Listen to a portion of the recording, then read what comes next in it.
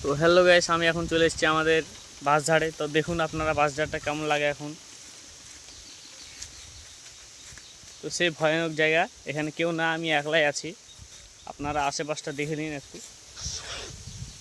এখানে পুকুরও আছে।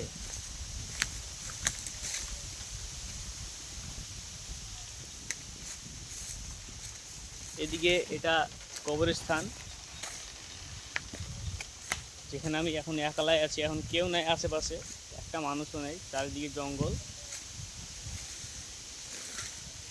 এটা হলো কবরস্থান। এদিকে সব বাঁশঝাড়, আর এদিকে আমি, আত্মা पकड़ने वाला লোক। তো দেখুন,